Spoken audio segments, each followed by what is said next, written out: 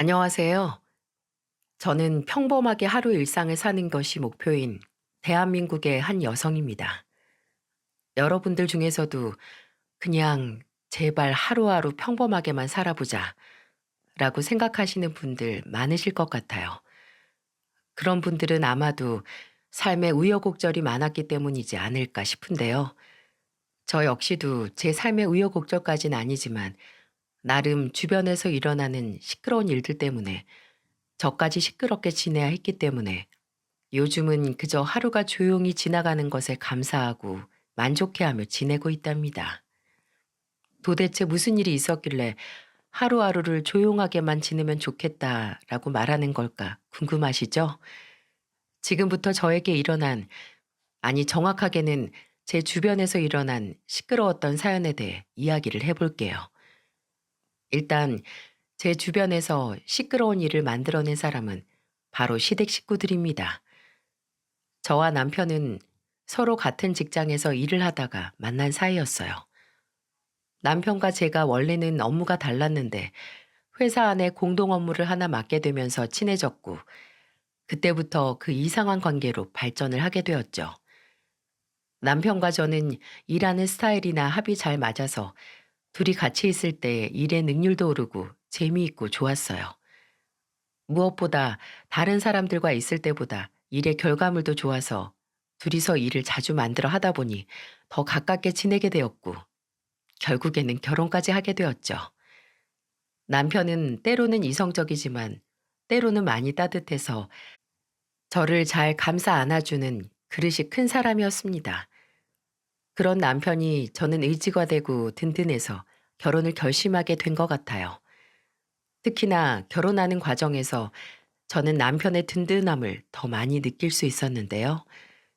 처음 시댁에 인사를 드리러 가서 저는 크게 당황을 해야 했습니다. 왜냐하면 시모와 시누이가 정말 특이했거든요.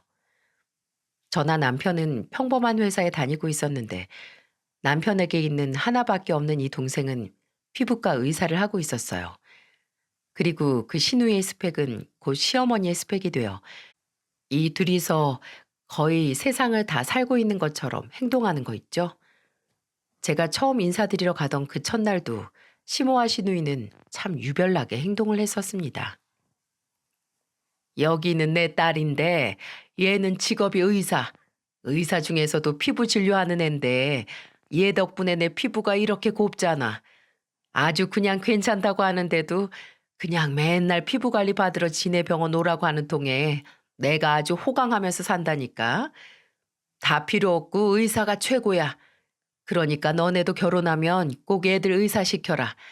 우리 아들도 공부는 열심히 했는데 의사까진 못 돼가지고 내가 얼마나 아쉬운지. 하여간에 우리 딸이 최고야. 결혼하면 주변에 우리 딸 소문 좀 내줘. 얘가 병원에서 기가 막히게 진료를 잘 보니까 병원에서도 아주 그냥 예뻐 죽으려고 하는데 환자들이 더 몰리면 더 좋잖아. 환자들 빨리빨리 모아가지고 부원장도 하고 또 월급도 오르게 좀 소개 좀 많이 시켜줘. 아이 참 엄마도 새언니가 인맥이 있으면 얼마나 있겠어. 그래봤자 오빠랑 같은 회사에 있어서 지인들이 다 거기서 거길 텐데. 됐고요 언니. 언니는 보니까 피부가 너무 별로다. 우리 피부과에 좀 정기적으로 와서 관리 좀 받아봐요. 이건 뭐 그냥 일상 관리로는 부족하겠다. 저는 첫 만남에서부터 뻔뻔한 부탁과 딸 자랑을 이상하게 늘어놓는 시모도 웃겼지만 제 피부를 가지고 이러쿵 저러쿵 말하는 시누이도 정말 어이가 없고 마음에 들지 않았어요. 근데 뭐 나랑 같이 살 것도 아니고 결혼하면 부딪힐 일도 별로 없을 테니 이 정도는 무시하면 그만이지 싶었죠. 근데 제 생각보다도 이 사람들은 엄청난 강적이더라고요. 첫 만남에서 인사를 잘 치르고 저희는 결혼 허락도 잘 받아서 결혼에 성공을 했어요. 근데 이 결혼 준비에서부터 또 시모와 시누이가 저를 힘들게 하고 괴롭게 했었죠. 그리고 결혼 준비하는 저에게 하는 말이 가관도 아니었습니다. 한 번은 시모가 저를 불러서 이렇게 얘기를 하더라고요. 예, 있잖니? 너네 결혼식 말이야. 우리 딸 병원이랑 좀 가까운 곳으로 하자. 거기에서 우리 딸 명함도 좀 뿌리고 하면 어떻겠니? 아니, 얘가 뭐 실적을 올려 하는 건 아니지만 내가 진짜 얘 병원 차려줄 형편도 안 되고 얘네 원장이 환자 유치에 신경을 많이 쓰는 사람이라서 환자들을 많이 끌어당겨 하거든. 그러니까 병원 근처로 너네 식장 잡고 그날 얘 명함도 같이 돌릴 수 있게 그 식권 나눠줄 때 같이 줄 수 있게 좀 해봐. 너네가 평생 뭐 얘를 돈으로 도와줄 수 있는 것도 아닌데 이 집 식구로 들어오면서 너도 이럴 때 도울 수 있으면 좋잖니. 세상 어디에 이런 요구를 하는 시모가 있을까 싶을 만큼 시모는 황당한 소리를 저에게 내뱉었습니다. 이날 저만 따로 불러서 얘기를 하는 이유가 뭘까 궁금했는데 내용을 듣고 나니까 남편은 절대 들으면 안 될 이야기더라고요. 본인 아들한테도 못할 말을 저한테만 슬쩍 와서 하는 것도 마음에 들지 않았지만 결혼식의 주인공이 되어야 할 저에게 와서 이런 소리를 하는 게 무엇보다도 화가 나고 싫었어요. 그래서 전 똑부러지게 이야기했습니다. 어머님, 죄송한데 그건 좀 어려울 것 같아요. 어느 세상 결혼식에서 신랑 신부 결혼하는 날에 시누이 직장 명함을 돌려요. 저는 그런 결혼식은 보지도 못했고 경험해보지도 못했어요. 그리고 그날만큼은 정신도 없고 사람들 다들 저희 부부 축하하러 와준 자리인데 거기에 대고 명함을 돌리라뇨. 그건 어려울 일이에요. 죄송합니다.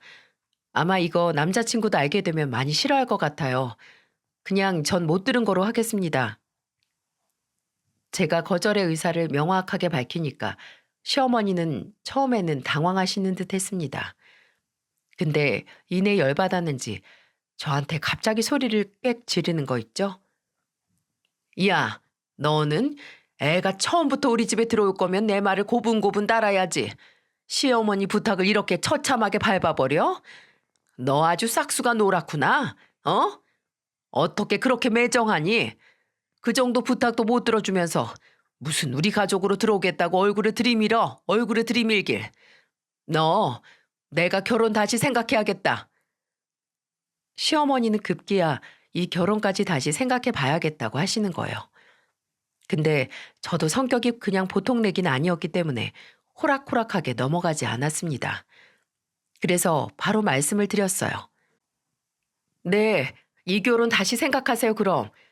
저는 이런 식으로 반대하는 결혼 하고 싶지 않아요. 억지로 한다고 한들 나중에 탈날 거 뻔하고 결혼 생활이 행복할 것 같지도 않고요. 그러니까 그냥 이 결혼 반대하세요. 저도 포기하겠습니다. 저는 이렇게 말해버리고는 시어머니와 만났던 장소인 카페에서 인사만 얼른 드리고 나와버렸어요. 그리고 거기에서 그 당시에는 예비 신랑이었던 남편에게 바로 전화를 걸었죠. 지금 당신 어머니가 나한테 찾아와서 우리 결혼 반대하시겠대. 왜 반대하시는 줄 알아? 우리 결혼식을 당신 동생 병원 근처로 잡고 그것도 모자라서 그 동생 홍보한다고 명함을 같이 돌리자고 하는 거 있지? 그래서 내가 그렇게는 못하겠다고 했더니 그럼 결혼 반대하시겠대. 나같이 가족한테 도움도 안 되는 며느리 필요 없다고. 그래서 나도 자기랑 결혼 안 하겠다고 하고 나왔으니까 나머지는 자기가 다 알아서 해. 진짜로 나랑 헤어질 건지 아니면 어머니 문제 제대로 해결하고 다시 나랑 결혼 준비하던지. 어머니가 먼저 뜻 안 꺾으시면 나도 결혼 안 해. 이렇게 제 이야기를 하고는 전화를 끊어버리니 남편은 난리가 난 듯했어요. 근데 저도 은근 고단수이기 때문에 이미 남편의 반응을 다 예상하고 있었습니다. 남편은 저를 많이 좋아해서 제가 이렇게 이야기를 하면 바로 시어머니에게 가서 조치를 취할 거라고 생각을 했어요. 제가 무슨 성격 파탄자도 아니고 저도 가족들이 제 도움을 필요로 하면 다 도와줄 수 있습니다. 근데 솔직히 이런 부탁은 아니잖아요? 거기다가 그거 못 들어준다고 승질대로 나오는 시어머니를 보니 초장에 이걸 싸워서 잡지 않으면 결혼 생활 내내 끌려다닐 것 같아 저도 일부러 밀당을 하느라 이렇게 한 거였어요. 그리고 역시나 남편은 난리가 났더라고요. 저한테 계속해서 전화가 왔는데 제가 전화를 받지 않으니까 남편은 문자로 본인이 다 알아서 할 테니까 결혼하지 말자는 소리는 하지 말라고 이야기를 하는 것만 보고 저는 기다리고 있었습니다. 그렇게 기다리고 있는데 얼마 안 돼서 시모 쪽에서부터 연락이 왔더라고요. 저는 이때 아무것도 모르는 척 전화를 받았습니다. 네? 혹시 세아가니? 세아가요? 세아가면 누구 말씀하시는 걸까요? 아이고 참. 나 재원이 애미다. 네 시애미 될 사람. 저 결혼 반대하시는 거 아니셨어요? 어떻게 연락을 다 하셨어요? 미안하다. 내가 잘못했어. 생각이 짧았어, 내가. 결혼식장에 대해서 이야기한 건 없던 일로 하자. 그리고 우리 아들 잘 부탁하마. 내가 이렇게 사과하니 우리 아들하고 결혼 다시 한번 생각해줘. 남편이 어떻게 했는지는 모르겠지만 시어머니가 이렇게 이야기를 하는 것 보고 저는 제대로 해결이 됐구나 싶었습니다. 나중에 가서 남편에게 물어보니 그 사람은 거의 바로 시댁으로 가서 쌩 난리를 피웠다고 하더라고요. 저랑 결혼 못하면 이 집을 나가겠다느니 다시는 찾지 말라는 둥 그런 소리를 하면서 시어머니 혼을 쏙 빼놨다고 했었어요. 그러니 시어머니도 바로 꼬랑지를 내리고는 저한테 전화를 한 거였죠. 그렇게 해서 저희는 처음 결혼에 대한 고비를 넘길 수 있었습니다. 그 뒤로는 쓸데없는 소리를 안 하기에 저도 결혼식을 무사히 잘 마쳤고 결혼 생활도 나름 잘 하면서 지내고 있었어요. 근데 문제는 또 이 시누이였습니다. 시누이는 제가 결혼식 때 본인 홍보를 못하게 한 게 그렇게 서운했는지 그때부터는 완전 저한테 적대감이 생겨서 저를 마구 갈구더라고요. 원래 그 첫 만남 때부터 얄밉다고 생각을 했었는데 결혼을 하고 난 이후에도 계속해서 태클을 걸고 저를 못 살게 구니 진짜 마음 같아서 머리 한 대 콕 쥐어받고 싶을 정도였죠. 결혼 이후에 시댁에 갈 일이 종종 있을 때면 시누이는 정말 손에 물 한 방울을 묻히지 않고 고생이라곤 하나 안 하면서 산 사람처럼 집에 누워만 있었어요. 그 병원에서 바쁘고 힘들게 산다고 했던 사람 어디 갔는지 한 번씩 시댁에 일이 있으면 가면 그때마다 집에서 뒹구는 걸 몇 번이나 봤었어요. 근데 명절 때는 특히나 휴일 내내 집에만 붙어 있으면서 그냥 죽치고 있더라고요. 시모가 해주는 밥 그냥 떠다 먹으면서 하루 종일 소파에 누워 있으면서 TV 보는 게 전부였죠. 그리고 저만 보이면 시비 걸기에 바빴어요. 어머, 언니 못 본 사이에 그새 또 얼굴 시커매진 것 좀 봐. 얼굴에 그렇게 트러블 나면 너무 우울하지 않아요? 나 같으면 그런 얼굴 못 들고 다니겠다. 그러지 말고 그냥 나한테 한번 와요. 제가 알아서 다 피부 관리 해줄 테니까. 하여간에 돈 좀 써요, 돈 좀. 마음이 쪼잔해서 돈도 못 쓰니까 내 명함 하나 돌리는 게 뭐가 그렇게 어렵다고. 결혼식 때 그거 거절할 때부터 내가 알아봤어 했어. 언니, 인생 그렇게 살지 마요. 그렇게 쪼잔하게 살면 그냥 빌빌거리면서 사는 거예요.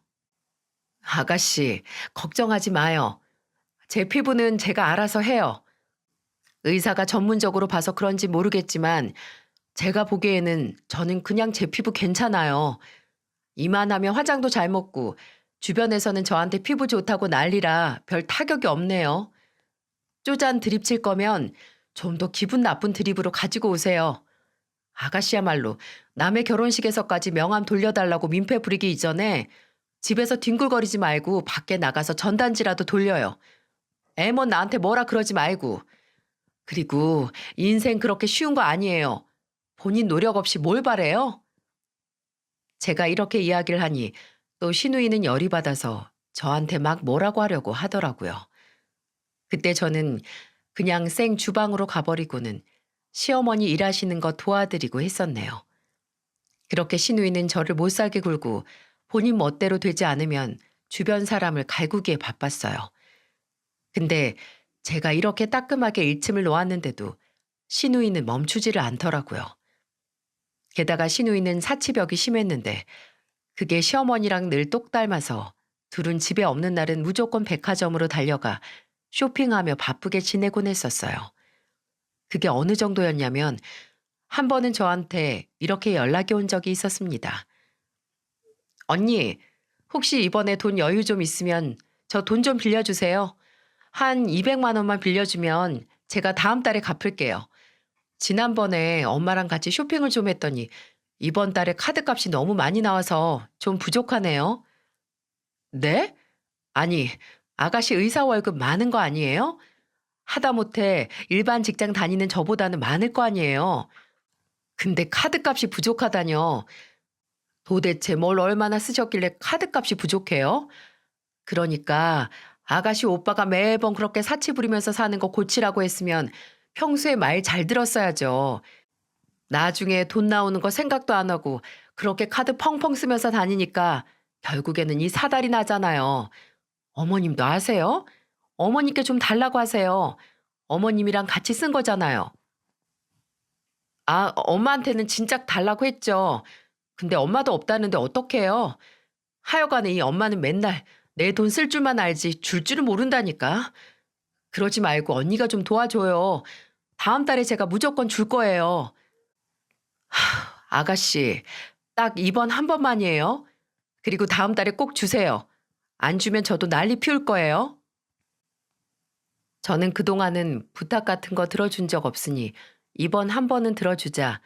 어려운 일도 아니다 싶어서 카드값으로 200만 원 정도를 빌려줬습니다.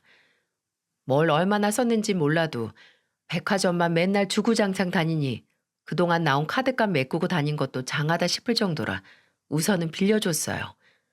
근데 약속일이 된 다음 달이 됐는데도 아가씨한테서 연락이 없더라고요. 그래서 전화를 했죠.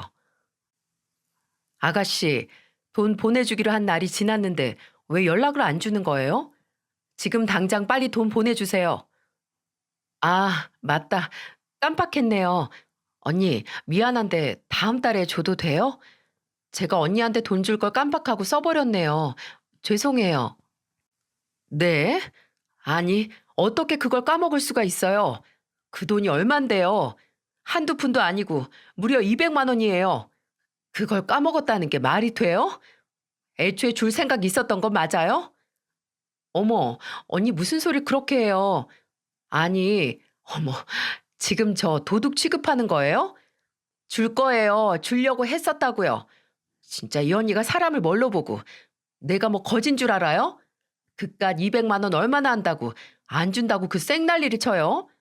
하여간에 그 쪼잔한 거 어디 못 간다고 했더니만 아가씨 이건 쪼잔한 게 아니라 아가씨가 약속을 안 지키니까 하는 소리 아니에요. 당장 돈 안 내놓으면 오빠한테 다 말할 줄 알아요. 저는 으름장을 내놓고는 전화를 확 끊어버렸습니다.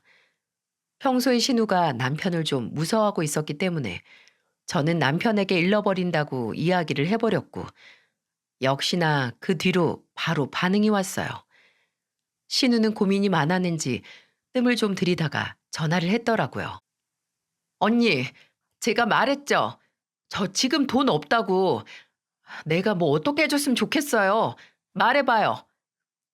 적반하장으로 열을 내면서 말을 하는 신우를 보면서 저는 이번 기회에 코 좀 납작하게 해줘야 할 필요가 있겠다고 생각을 했습니다.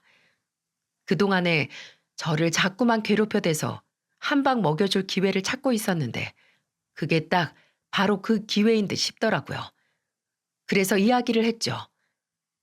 정말 뭐든 할 준비 되어 있어요? 아가씨 그 말에 책임져야 할 거예요? 그래요. 뭐든 한다고요. 아, 뜸들이지 말고 빨리 말해요. 사람 피 말리는 거야, 뭐야. 짜증나게 진짜. 아가씨, 제가 아가씨 태도 보고 뭘 할지 결정할 수도 있는 건데 지금 저한테 짜증을 내시는 거예요? 저 이러다가 빈정상하면 아가씨 말도 안 되는 거 요구할 수 있어요? 저는 일부러 더 신우이를 약올리느라고 괜히 시간을 질질 끌었어요. 그때 보이는 반응들이 어찌나 재미있는지 한참 약올리고 싶은 걸 참았었네요. 짜증나는 거 꾹 참고 저한테 말을 하는 신우이에게 저는 딱 하나를 요구했습니다.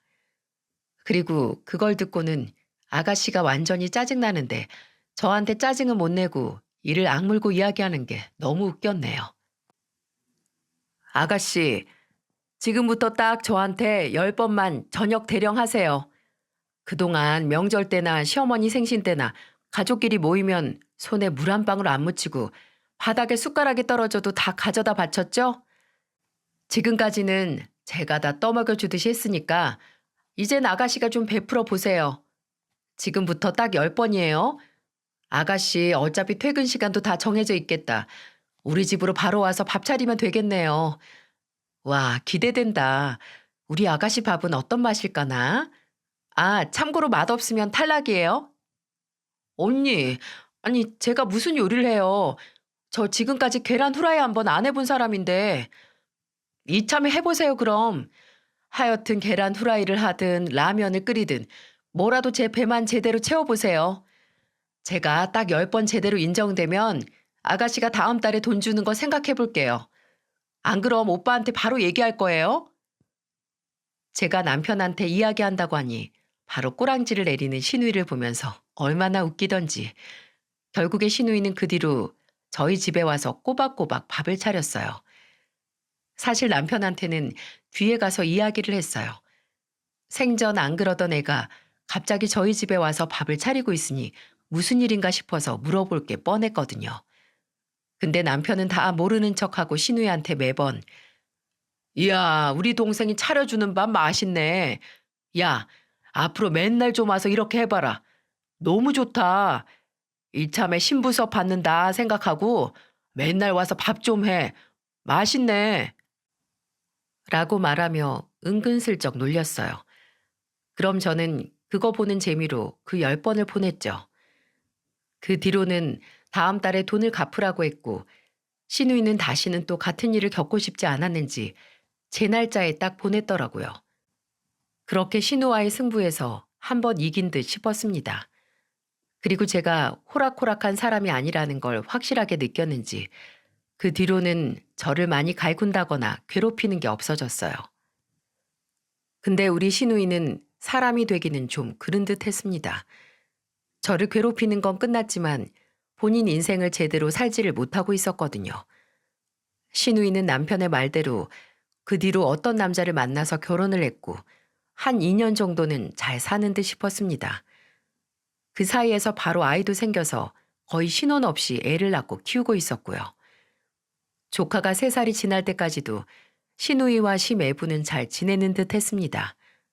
근데 갑작스런 소리가 들려왔고 그 소리는 바로 신우이가 이혼을 한다는 소식이었어요. 그리고 그 이혼 사유는 바로 신우이의 바람이었죠. 신우이는 병원에서 같은 동료 의사와 바람이 났고 그걸 심애부에게 딱 걸린 신우는 그 자리에서 이혼을 당해버렸어요. 근데 그걸로 끝나지 않았습니다. 그때부터 신우이 인생에 진짜 시련이 시작되었거든요. 제가 겪은 심해부는 보통이 아닌 사람이었어요. 대장부 같은 성격에다가 시원스런 데가 있어서 시어머니한테도 잘하고 저희하고도 잘 지냈었는데 글쎄 신우이가 이 좋은 사람을 또 다 망쳐놨더라고요. 결국 어떻게 되었는지 아세요? 심애부가 상처를 크게 받았는지 신우이를 가만히 안 두겠다고 선전포고를 하더니 진짜로 대박 사건들을 빵빵 터뜨리던 거 있죠? 그 첫 번째가 바로 신우이 차를 갑자기 가서 팔아버린 사건이었어요. 심해부는 사업을 하던 사람이라 돈이 좀 많았는데 신우이랑 결혼을 하면서 신우이랑 결혼하고 첫 생일 선물로 차를 한 대 사줬더라고요. 그것도 비싼 차였는데 그때 그걸 심해부 명의로 샀었는지 그걸 단번에 팔아버린 거 있죠? 물론 이혼하면서 위자료도 많이 뜯기긴 했었는데 거기에다가 차까지 뺏겨버리니까 신우이가 많이 당황스러운 듯 했습니다. 근데 뭐 의사 월급인데 그 차 사는 거 어려웠을까요? 신우이는 차도 금방 사고 적반하장으로 그냥 바람난 사람이랑 잘 지내고 있는 듯 했어요. 근데 거기에서 끝날 심애부가 아니었습니다. 심애부는 이번에는 아예 1인 시위 표지판을 만들어서 신우이 병원으로 가서 1인 시위를 했나 보더라고요. 신우이가 바람핀 증거들을 싹 다 모아서 전단지로 만들어 병원 앞에서 뿌리고 이 바람핀 작자들이 있는 이 병원에 이 파렴치한 의사들에게 내 건강, 내 몸 맡길 수 있겠습니까? 라는 식의 문구를 작성해서 한참을 서 있었던 것 같아요. 결국에는 그 병원의 원장이랑 동료 의사들, 간호사들, 거기를 오고 가는 환자들까지 다 알게 되어서 둘 다 쫓겨나게 되었죠. 그래서 결국에는 이 둘은 다른 병원으로 옮겨갈 수밖에 없었어요. 그 인근 지역 병원에까지 싹 다 소문이 돌아서 거기까진 갈 수 없었기에 둘 다 좀 한적한 곳으로 가서 취직을 했더라고요. 게다가 병원이란 곳들이 소문이 빠른데 또 일손은 부족했는지 이 둘은 쉽고 빠르게 이직을 할 수 있었습니다. 그러니 여전히 정신을 못 차릴 수밖에 없었던 것 같아요. 신우이는 그 뒤로 그 상간남이랑도 헤어진 듯 했는데 문제는 거기에서부터 저희 가정에 불똥이 튀었다는 거였어요. 신우이는 결혼한 지 4년 만에 이혼을 한 거였는데 그때 낳은 조카를 시매부가 신우이가 너무 밉다며 어디 한번 인생 한번 고달퍼 봐라 라는 식으로 해서 애를 떠넘기고 간 듯 싶었습니다. 근데 이 아이로 인해서 우리 가족에게 불똥이 튈 줄은 정말 상상도 못했어요. 신우이의 이혼 소식을 듣고 놀란 지 얼마 안 된 시점이었죠. 조카 신우이는 시모 집으로 들어가서 지내고 있는 듯 했었어요. 집까지 다 뜯겨서 위자료로 챙겨 전 시매부에게 넘겨주었기 때문에 집도 절도 없어 그냥 시모 집에서 빌부터 살 수밖에 없는 상황이었거든요. 근데 그때 시모가 저랑 남편에게 와서 말도 안 되는 헛소리를 해대더군요. 예, 너네 시누이 언제까지 저렇게 애 딸린 이혼녀로 살 수만은 없지 않겠니? 그래서 말인데 너네가 좀 도와줘야겠다. 너네 호적 등본에 우리 손주 서준이 좀 너네 자식으로 올려놔야 되겠어. 그래야 내 딸이 다시 새 인생 살 거 아니니. 명색이 의사인데 이렇게 불명예스럽게 살아야 되겠어? 그러니까 너네가 가족끼리 돕는다 생각하고 너희 호적 등본에 우리 서준이 좀 올려라. 뭐 얘가 내 딸 앞길을 망친다고 해서 내가 버릴 수도 없는 노릇이고. 저희는 이 이야기를 듣자마자 정말 경악을 했습니다. 시모가 평소에 본인 딸밖에 모르고 사는 줄은 알았지만 이렇게까지 할 줄은 몰랐거든요. 시모는 딱 이거였습니다. 시누이가 좋은 남자를 만나 다시 재혼을 하려면 걸림돌이 없어야 하는데 조카가 걸림돌이 될 것 같으니 그 조카를 우리 호적에 올려놓자는 거였죠. 근데 더 경악스러운 건 이게 전부 다 시모의 머리에서만 나온 생각이 아니라 시누이가 같이 계획한 듯 하더라고요. 시누이는 본인 자식 때문에 스펙 좋고 괜찮은 사람 만나서 결혼해서 새 인생을 시작하는 게 불가능하다고 생각했는지 그 자녀를 호구로 생각해 떼내려는 수작인 듯 했죠. 이 이야기를 듣는데 정말 황당하고 어이가 없었습니다. 엄마, 왜 인생을 그렇게 살아요? 나도 엄마 아들이지만 정말 창피해. 아니, 걔가 바람 폈잖아. 지가 잘못을 했잖아. 근데 뭐? 우리한테 서준이를 맡긴다고? 그게 말이 되는 소리야? 걔는 지금 당장 새 인생 찾고 능력 좋은 남자를 만날 게 아니라 반성하고 자책하고 지 아들 서준이를 어떻게든 잘 키워볼 생각을 해야지. 뭐라고? 아니 생각하는 게 왜 그렇게 그 모양이야? 나는 그럴 일 없으니까 다신 이 얘기 꺼내지 마요. 지 아들 지가 키우라고 하라고. 남편이 세게 나와버리니까 시모는 더 이상은 말을 못하더라고요. 그래서 거기에서 저는 끝난 줄만 알았습니다. 하지만 시모는 포기할 생각이 없었는지 이번에는 저한테 따로 전화를 걸었더군요. 아니 얘는 내 아들이지만 정말 고집이 세네. 얘, 우리는 그래도 같은 여자니까 우리 딸 마음이 좀 이해가 되지 않니? 그러니까 내 아들은 남자라 그걸 공감 못하는 것 같아. 그리고 내 말은 그렇게 들어도 또 네 말은 좀 들을 거 아니야. 그러니까 네가 좀 아들한테 살짝 다시 이야기 좀 해볼래? 네가 잘 꼬셔서 서준이 너네 호적에 올리면 안 돼? 내가 이렇게 부탁할게. 어? 내가 이렇게 부탁 좀 하마. 라고 다시 이야기를 하시는 거 있죠. 저는 여전히 포기를 모르고 또 이렇게 뒤에서 수를 쓰는 시모를 보고는 할 말을 잃게 되었습니다. 그래서 저는 말도 섞기 싫어서 그냥 네 라고 대강 대답을 해버렸어요. 그랬더니 시모가 완전 신이 나서는 어머 정말 너 진짜지? 고맙다 얘 진짜 고마워. 라고 하고는 끊더라고요.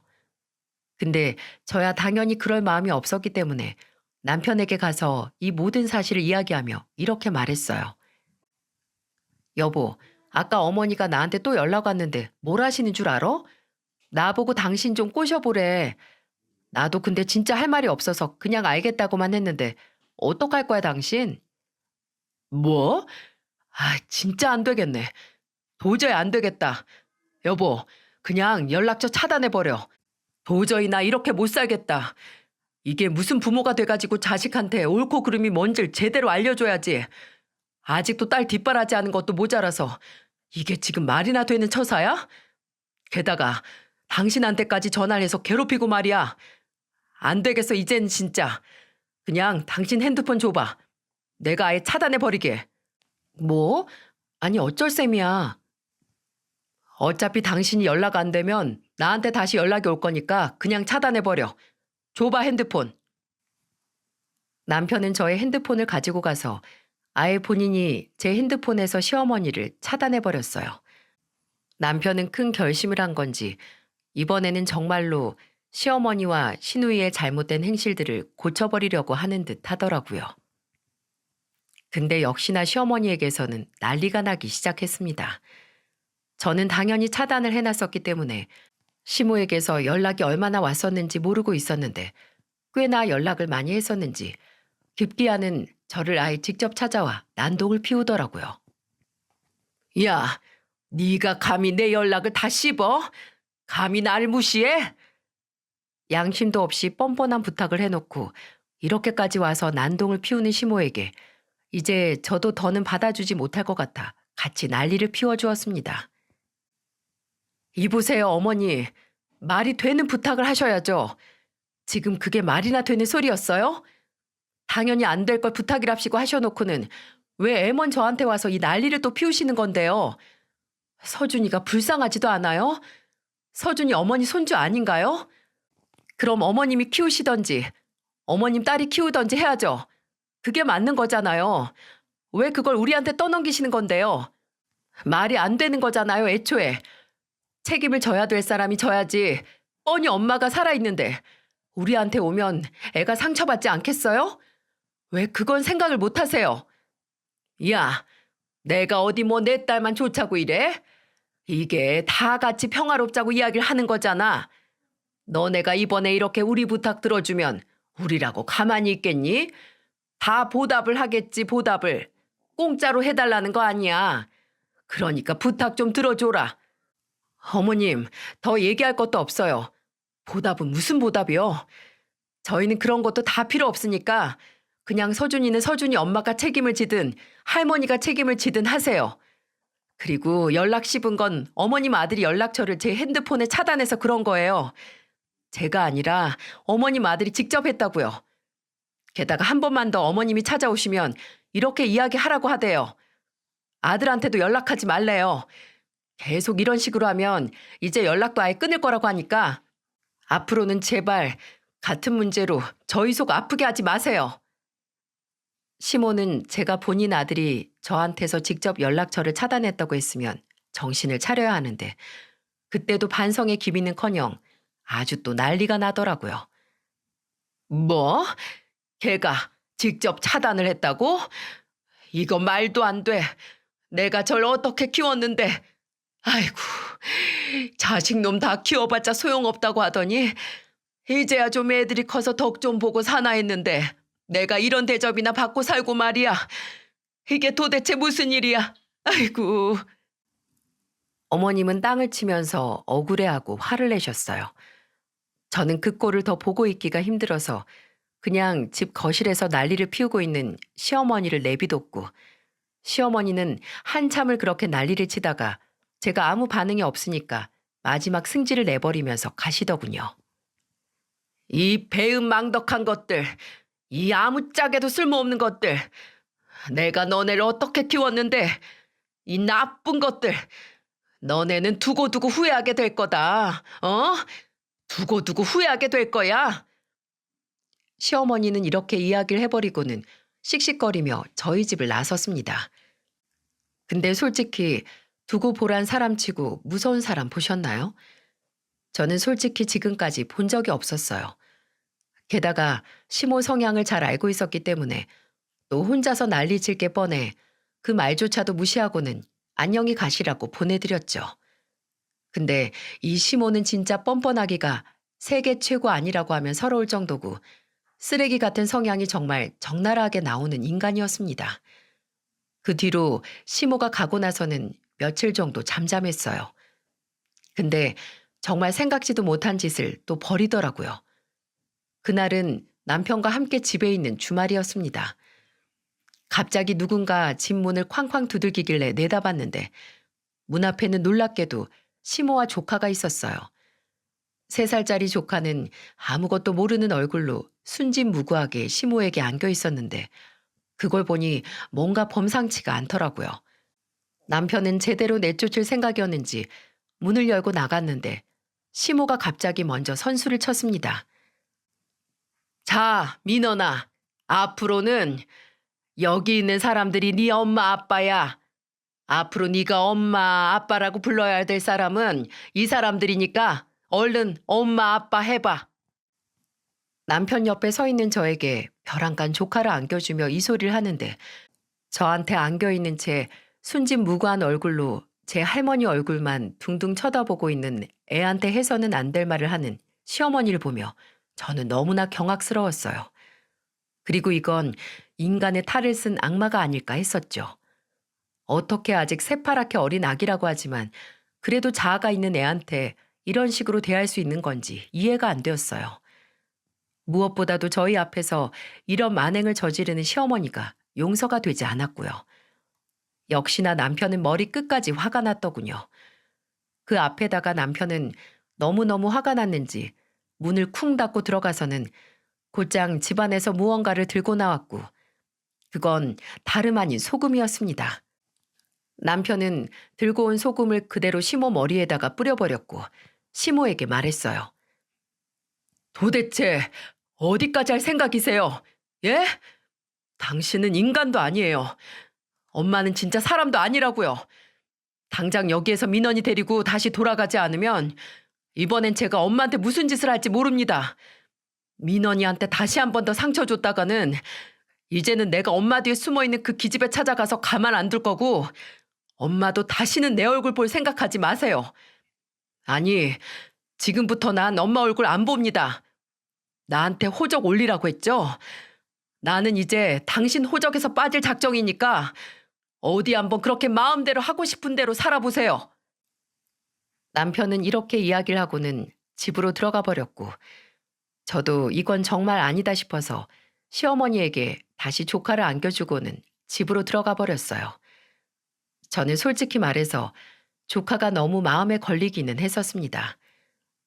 아직 어린애가 시모나 시누이한테 가서 잘 클 수 있을까 걱정이 되더라고요. 게다가 우리의 행동으로 인해서도 저 애기에게 상처를 입힐까봐 조심스러웠죠. 하지만 남편은 지금 이렇게 싹을 자르지 않으면 나중에 가서는 애가 더 커버렸을 때 더 큰 상처를 받을 수 있다며 지금부터 잘라버려야 한다고 했어요. 그 말에도 일리가 있어서 저도 남편을 따랐죠. 시모는 아들에게 소금을 맞았다는 사실에 충격을 받았는지 그 뒤로는 찾아오지도 못했어요. 근데 저희를 찾아오지 못하는 이유에는 하나가 더 있었습니다. 저희 집에 찾아온 이후로는 잠잠하길래 잘 있는 줄 알았는데 어느 날 또 소식을 알 수 있게 되었고 그건 다름 아닌 시누이 당사자에게 본인의 소식을 들을 수가 있었어요. 저희는 그 뒤로 시모하고 일절 연락을 안 하고 지냈었는데 신우가 갑자기 울면서 찾아왔더라고요. 이번에는 또 무슨 일인가 싶어서 문도 안 열어주려고 했어요. 근데 신우가 문 안 열어주면 열어줄 때까지 난동을 피운다고 하기에 어쩔 수 없이 문 밖으로 나가 마주했습니다. 근데 진짜 아주 인생이 가관이 되었더군요. 언니, 저 이제 어떡하면 좋아요? 진짜 제 인생 망한 것 같아요. 저 이제 큰일 났어요. 무슨 일이에요? 똑바로 알아듣게 좀 말해봐요, 아가씨. 무슨 일인데요? 제발 사고 좀 그만 치세요. 어머니나 아가씨나 매번 와서는 이게 도대체 무슨 짓이에요?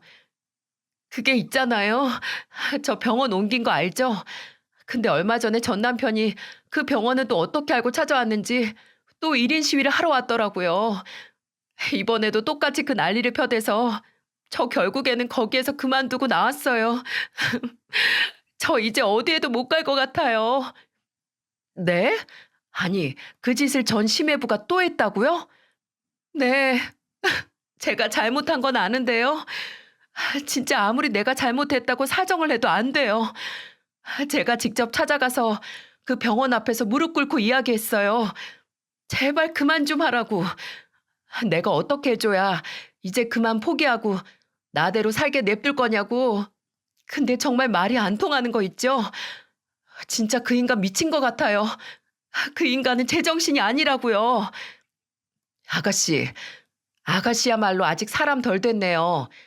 그럼 사람 하나 인생 망쳐놨으면서 이 정도 당할 것도 생각 못 해봤어요? 심해부가 그러는 거 그거 당연한 거예요. 아가씨가 잘못했잖아요. 왜 그러게 잘난 남편 두고 바람을 피워요. 바람을 피우길. 거기다가 조카를 왜 우리 호적에다가 올려놓느냐고요. 그건 말이 안 되는 거잖아요. 아가씨가 아직도 그렇게 정신을 못 차리니까 자꾸만 이렇게 일이 터지는 거 아니에요. 아가씨가 진심으로 사과하고 뉘우치고 조카도 책임져서 키울 생각을 해야지. 왜 자꾸 쓸데없는 생각을 하느냐 말이에요. 신우이는 저희 앞에서 정말 대성통곡을 하면서 그간 있었던 일들에 대해 이야기를 해주었습니다. 이야기를 들어보니까 이렇더라고요. 신우이가 일하는 직장에 찾아와서 또 1인 시위를 하던 심해부에게 신우이가 이렇게 이야기를 한 듯 했었어요. 오빠, 진짜 왜 이래? 내가 다 잘못했다고 했잖아. 도대체 언제까지 이럴 건데, 언제까지? 내 인생을 이렇게 하찮게 만들고 이웃남으로 만들어 놓고 네가 그럼 평생 웃으면서 지낼 수 있을 거라고 생각했어? 착각하지 마. 너는 그냥 앞으로 행복한 인생은 쪽났다고 생각하면 돼. 너는 앞으로도 계속해서 이렇게 쓰레기 취급받으면서 살게 될 테니까. 앞으로 인생 어디 기대 많이 해봐라. 내가 그 기대 이상만큼 제대로 복수해 줄 거니까. 내가 어떻게 하면 되겠어? 내가 어떻게 하면 되겠냐고. 돈 주면 돼? 어? 돈 주면 이제 그만할래? 그럼 얼마든지 줄게. 위자료 부족하다고 하면 거기에서 더 줄 테니까 제발 이제 그만 좀 해. 신우이는 여기에서 심해부한테 엄청나게 매달리며 그만하라고 소리를 쳤다고 했었어요. 근데 심해부는 그걸 다 무시하고 이랬다고 하더라고요. 뭐 돈? 이게 아직도 정신을 못 차렸네. 야, 돈은 내가 너보다 더 많아. 내가 원하는 거? 네 인생 망가지는 거야. 앞으로 어디 다른 데 시집갈 생각하지 말고 네 애나 잘 키우면서 살아. 그게 네가 할 일이야. 알았어? 애만, 그럼 애만 데리고 가. 나 당신한테 위자료 다 뜯기고 돈도 없어. 당신도 잘 알잖아. 그나마 나한테 남아있던 차까지 오빠가 다 팔아버렸잖아. 그러니까 제발 애라도 데리고 가라고. 나는 애 없어도 돼. 나 모성애 따위 없는 사람이야. 알잖아. 내가 애 보여달라고 사정하는 일은 없을 테니까 제발 애만이라도 그럼 오빠가 데리고 가서 키워. 신우이는 정말 끝까지 인생 말종의 길을 가려고 했었는지 심애부에게 애만이라도 데리고 가라고 했다고 하더군요. 근데 거기에서 심애부가 왜 조카를 데리고 가지 않았는지 그 이유를 알 수 있었습니다. 웃기지 마. 야, 너 네가 뭘 착각하고 있는가 본데 내가 너 좋으라고 애 보낸 줄 알아? 너 혼자 또 신나서 떵떵거리면서 사는 꼴 내가 보기 싫어서 그런 거야. 애 없으면 너 얼마나 또 이 인간 저 인간 홀리고 다니면서 인생 망쳐놓을지 눈에 훤히 다 보여서 너 네 자식 끝까지 책임져야 할 거야. 내가 두고두고 볼 거야. 안 그러면 지구 끝까지 찾아서 네 인생 다 망쳐놓을 거니까. 애 제대로 잘 키우는 게 좋을 거다. 애 어디 입양 보내거나 허툰수 써서 네 팔자 필 생각하지도 마. 내가 너를 몰라? 너는 네 팔자 생각하면 어떤 더러운 짓도 다 할 인간이야. 그러니까 앞으로 너는 어디 병원 가서 떳떳한 의사 노릇 할 생각 처녀 행세 할 생각은 딱 포기하고 살아. 알았어? 심해부는 이렇게까지 이야기하고는 그 자리에서 박차고 나갔다고 했어요. 신우이는 무릎까지 꿇어가며 두 손 두 발 다 빌면서 이야기를 했는데도 안 통했다고 하더라고요. 그래서 이렇게 울면서 하소연할 곳이 없으니 찾아온 거였어요. 이 이야기를 시모에게 했더니 시모도 이제는 신우이를 포기하고는 아예 몸져 누워버렸다고 하더군요. 그 이야기를 듣는데 왜 지팔자를 지가 스스로 꼬고 있나 신우이가 한심했어요. 근데 저만 신우이가 한심한 게 아니었습니다. 남편도 마찬가지인 듯 싶었어요. 남편은 신우이의 이야기를 다 듣더니 이렇게 말했죠. 야, 얘기 들어보니까 너도 인간이 되려면 아직 한참 남은 것 같다. 너 다신 우리 집에 찾아오지 마. 정신 제대로 차리기 전까지는 우리 집에 얼씬도 할 생각 말고 내 마누라한테 전화해서 이딴 식으로 하소연할 생각도 하지 마. 그냥 너는 똑같이 정신 못 차리고 있는 너네 엄마랑 가서 둘이 해결해. 알았어? 어디서 가당치도 않게 감정팔이 하러 오고 난리야. 너 그거 그냥 네 팔자야. 네 팔자를 스스로 그렇게 만들어버린 거라고. 한 번만 더 찾아와 봐. 그땐 아주 그냥 똥물을 확 뿌려버릴 테니까. 남편은 신우이에게 이렇게 화를 내고는 저를 데리고 집 안으로 들어와 버렸어요. 신우이는 생각지도 못했던 박대에 더 서러웠는지 동네가 떠나가라 집 앞에서 한참을 더 울더라고요. 하지만 끝까지 저희는 돌아보지 않았습니다. 이제는 여기에서 더 받아주면 신우이는 여전히 정신을 못 차리고 계속해서 무책임하고 비상식적인 일들을 할 것 같았거든요. 다행히도 그 뒤로는 조금 깨달은 것이 있었는지 시모에게도 연락이 없고 신우이에게도 연락이 없었어요. 아주 가끔 가다가 저한테 문자로 조카가 갑자기 아프거나 육아 문제로 조언이 필요할 때 문자만 종종 해오고 있는데 저는 그것만 한 번씩 문자로 어떻게 대처하면 된다 알려주고는 다른 이야기들은 일절 안 받아주고 있어요. 그리고 지금 신우이는 심해부의 으름장으로 인해 다른 병원으로 취직은 못하고 있는 듯 하더라고요. 시모 집에서 조카랑 같이 지내면서 케어하고 있는데 그것 때문에 시모가 밖에 나가서 또 돈 벌어 그 둘을 먹여 살리고 있는 듯 싶었어요. 남편도 그걸 알고 있지만 또 도움의 손길을 주면 그대로 또 다 의지하려고 할까봐 아예 신경도 안 쓰고 있습니다. 여러분, 자승자박이라는 사자성어 아시죠? 자신이 저지른 일의 결과가 결국에는 자신에게 돌아간다는 뜻인데요. 신우이와 시모는 결국에는 본인들이 저지른 일로 인해서 떵떵거리며 살던 인생에서 다시 빌빌거리는 인생으로 바뀌게 되고 말았어요. 그걸 보면서 저는 진짜 제대로 착하게 살아야겠다는 생각이 들더라고요. 참 철만 없는 줄 알았던 신우는 결국에는 사고를 많이 쳐서 이렇게 인생이 고달파지고 말았는데요. 저나 이 사연을 듣고 계시는 분들은 꼭 노년까지 아무 탈 없이 인생 조용히 잘 사라지기를 바랄게요.